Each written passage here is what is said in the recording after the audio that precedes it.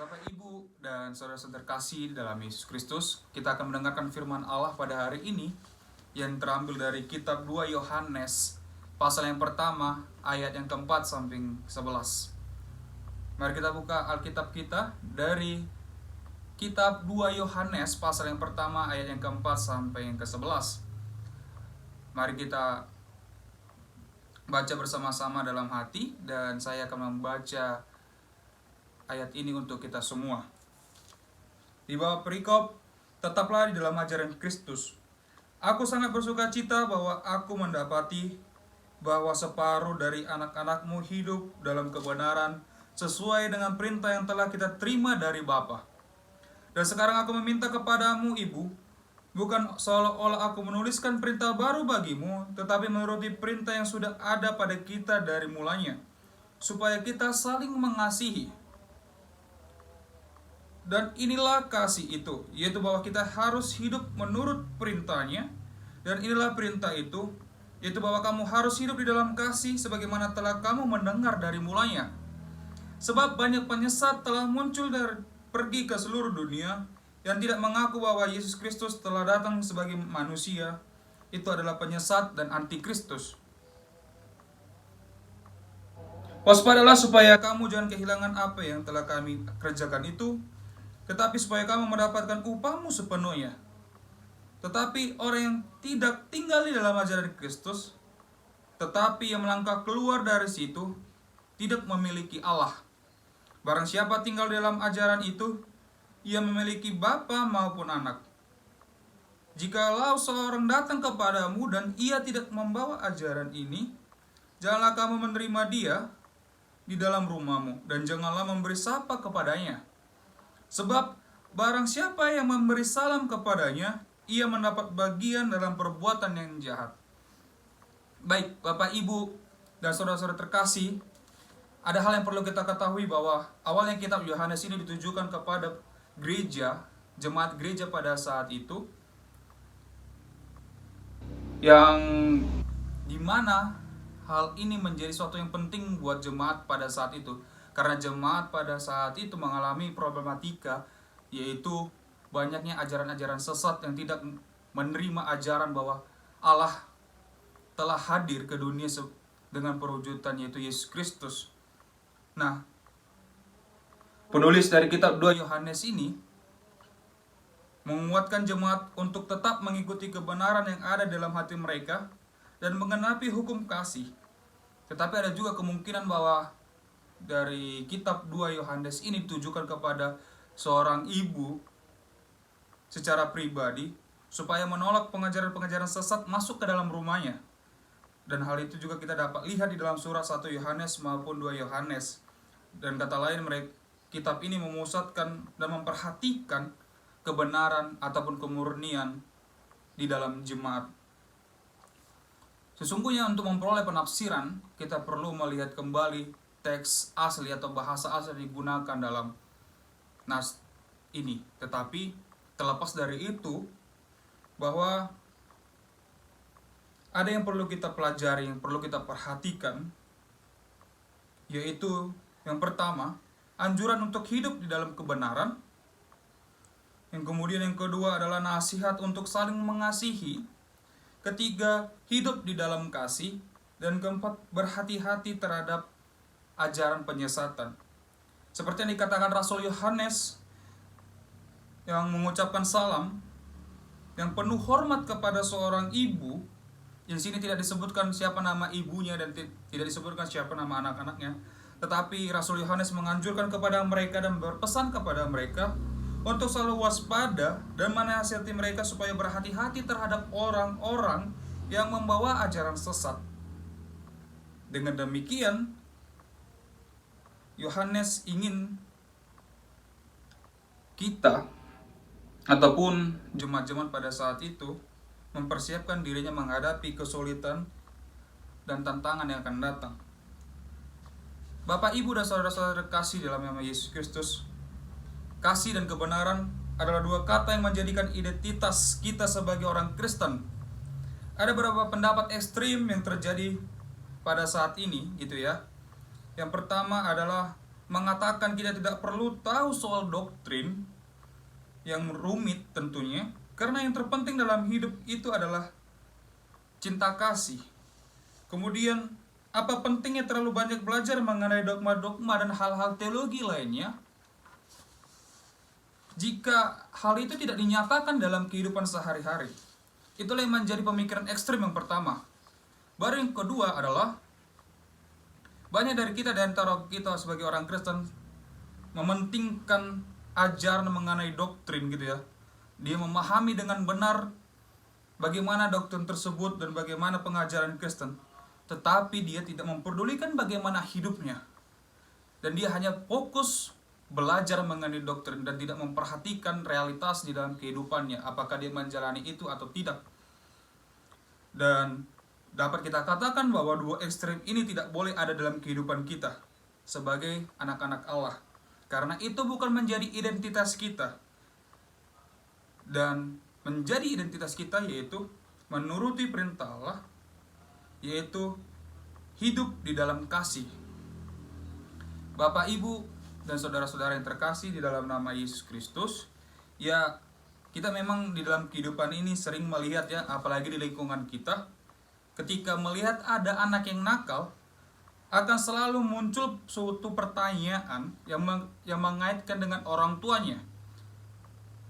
Seperti contoh, ketika ada anak nakal, bahkan ada orang yang berkata, anak siapa itu? Kok bandel kali? Kok nakal kali? Anak siapanya itu? Nah, begitu juga sebaliknya, ketika ada seorang anak yang berhasil membuat orang tuanya bangga, membuat orang tuanya mendapat pujian, pertanyaan yang sama pun terucap, anak siapa ini kok hebat kali? Anak siapa itu? Kok bisa jago? Nah, dan pemikiran yang serupa ini juga terungkap di dalam surat ini, gitu ya. Karena surat ini ingin menjelaskan nilai hidup manusia yang mendalam. Setiap anak Allah harus mengasihi sebagaimana Allah mengasihi kita. Bagi orang Kristen, identitas Allah ialah cinta kasih. Hal ini seharusnya menjadi identitas buat kita semua, gitu ya. Jika itu sudah menjadi identitas Allah, maka itu akan menjadi identitas kita.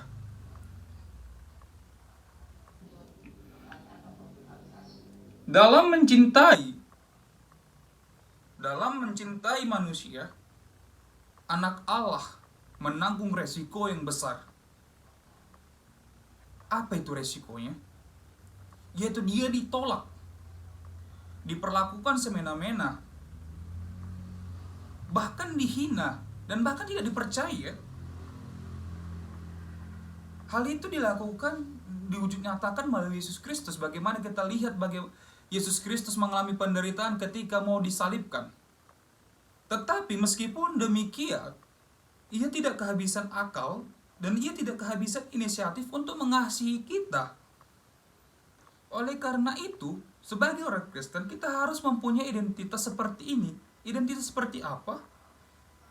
Kita harus hidup dan tidak semestinya kita memiliki sifat ataupun sikap patah hati dalam mengasihi sesama. Itu yang perlu kita perhatikan. Kasih itu tidak berdiri sendiri, gitu ya. Dan dia tidak muncul dengan sendirinya, dan dia tidak muncul secara tiba-tiba. Kasih yang ada di dalam jemaat ini, yang terdapat di dalam jemaat gereja, itu mengalir dari Allah. Dan oleh karena itu kita harus membangunnya di dalam kebenaran. Mengapa harus dibangun kebenaran? Kenapa sih kasih itu harus dibangun dalam kebenaran? Ya karena supaya orang tidak salah mengartikan tentang kasih dan tidak menyalahartikan kasih itu, supaya kasih tidak kehilangan kredibilitasnya. Akan bahaya ketika kasih kehilangan kredibilitasnya. Kasih dan kebenaran merupakan satu kesatuan. Artinya tidak ada kasih tanpa kebenaran dan tidak ada kebenaran tanpa kasih. Dan kebenaran itu menyatakan, kasihilah Tuhan Allahmu dengan sesama sebagaimana Tuhan Yesus mengajarkan kepada orang percaya. Bapak, Ibu, dan saudara-saudara yang terkasih, kebenaran dalam bahasa Yunani diterjemahkan sebagai kata atheia. Kata kebenaran ini terus mendominasi anggota jemaat pada saat itu. Dan juga itu terdapat dalam pembukaan surat kitab 2 Yohanes, khususnya dalam ayat yang pertama sampai yang ketiga. Dalam ayat 2 jelas dikatakan bahwa yang dimaksud dengan kebenaran merupakan iman Kristen. Maksud dari kata kasih sendiri merupakan suatu aturan yang sesuai dengan kebenaran Allah. Kasih yang tulus dan tidak dimotivasi oleh keinginan yang menguntungkan diri sendiri. Dan tentu hal ini dilakukan jika kita taat. Oleh karena itu, ketaatan juga tidak dapat dipisahkan dengan kasih dan kebenaran. Ketiga unsur ini menjadi satu kesatuan di dalamnya.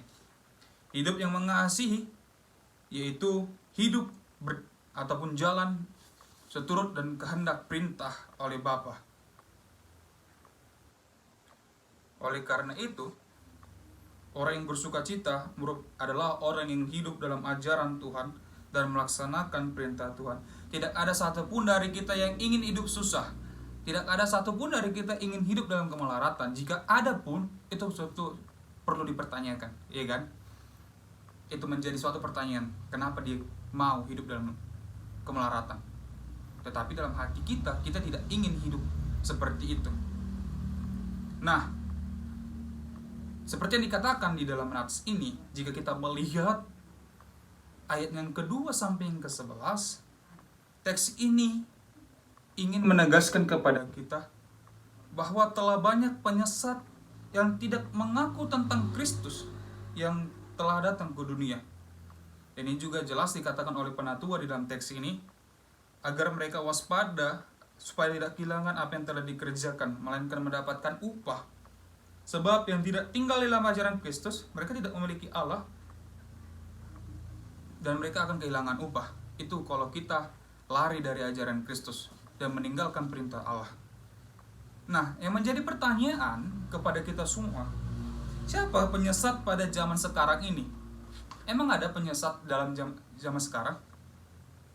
Ya, mungkin ada pada saat ini, meskipun kita tidak melihat secara langsung ataupun secara utuh siapa penyesat ini, siapa yang menentang pengajaran Kristen, atau kita juga tidak melihat secara terang-terangan yang mengatakan bahwa Tuhan itu tidak ada dan lain-lain sebagainya. Tetapi sekarang ini, di realitas sekarang, banyak hal yang membuat kita kehilangan ajaran Kristus. Apa itu menjadi salah satunya? Yaitu ketika anak muda di dalam perkembangan teknologi zaman ini, mulai dari perkembangan teknologi dalam bidang elektronik, bahkan dalam perkembangan game, anak muda sering sekali menghabiskan waktunya berjam-jam dalam bermain game dan akhirnya lupa akan pekerjaannya. Bahkan ketika ia datang ke gereja di hari Minggu untuk beribadah, ia sanggup bermain game dan membuka HP-nya dan asik dengan gamenya dan tidak memperhatikan apa yang diajarkan Allah kepada dirinya melalui khotbah. Kemudian contoh yang kedua, ketika kita dihadapkan dengan situasi pandemi COVID-19 pada saat ini, terjadi pergolakan duniawi, dan kita mengalami banyak sekali pergumulan hidup. Salah satunya adalah pergumulan dalam bidang ekonomi. Kita mengalami kemerosotan ekonomi yang drastis. Oleh karena itu kita berpikir apa saja untuk mendapatkan makanan, untuk bertahan hidup. Kita berpikir segala cara, menghalalkan segala cara untuk tetap bertahan hidup di dalam situasi saat ini. Banyak kita perhatikan di dalam berita-berita, bagaimana orang merekayasa hasil tes COVID, rekayasa hasil PCR, rekayasa hasil antigen, dan bahkan mendaur ulang, menggunakan ulang yang sudah dipakai untuk kepentingan dirinya sendiri, untuk mempertahankan dirinya dalam kesusahan saat ini, dan itu merugikan orang lain. Nah, Oleh karena itu menjadi suatu penyelewengan ataupun suatu tindakan yang lari dari perintah Allah, dan dia tidak hidup lagi seturut dengan perintah Allah. Begitu juga dengan anak muda yang menggunakan obat-obatan terlarang ketika dia diperhadapkan dengan situasi yang sulit, depresi yang sangat berat, akhirnya dia melarikan pikirannya yaitu dengan mengkonsumsi obat. Sekali dua kali dia mencoba, akhirnya ketiga kali dan seterusnya di ketagihan dan bergantung kepada obat itu dan melupakan ajaran Kristus dan meninggalkan kehidupan dan kehilangan identitas dirinya sendiri. Nah, teks ini sekali lagi mengingatkan kepada kita bahwa siapa yang kehilangan ajaran Kristus, mereka tidak akan memiliki Allah dan ia tidak akan mendapatkan upah itu. Oleh karena itu, kita perlu mengetahui bahwa apa yang kita tabur, itu juga kita tuai. Ketika kita lari dari perintah Tuhan, maka kita akan mendapatkan ganjaran yang setimpal. Dan ketika kita tetap setia di dalam Kristus, Tuhan akan memberikan sukacita yang kekal kepada kita. Karena Tuhan sudah mempersiapkan apa yang baik buat kita. Dan oleh karena itu penulis ingin menyuruh kita ya untuk selalu menerima ajaran Kristus itu dalam kehidupan sehari-hari kita. Bukan hanya menerima, tetapi melakukan dalam kehidupan sehari-hari. Kebenaran dan kasih diibaratkan kedua sisi mata uang yang tidak dapat dipisahkan. Dan itu menjadi dasar hidup orang percaya. Orang yang percaya berdiri di atas kebenaran, yaitu mempunyai doktrin yang benar dan hidup di dalam kasih dan menyatakan perbuatan yang baik serta yang benar. Hubungan yang penting antara kebenaran dan kasih itu perlu kita perhatikan. Karena ayat ini kembali mengingatkan kita bahwa orang hidup di dalam kebenaran supaya mewujudkan buah dari kebenaran itu. Yaitu apa? Hidup di dalam kasih. Artinya mengasihi sesama tidak lain tidak bukan adalah wujud nyata dari hidup kebenaran.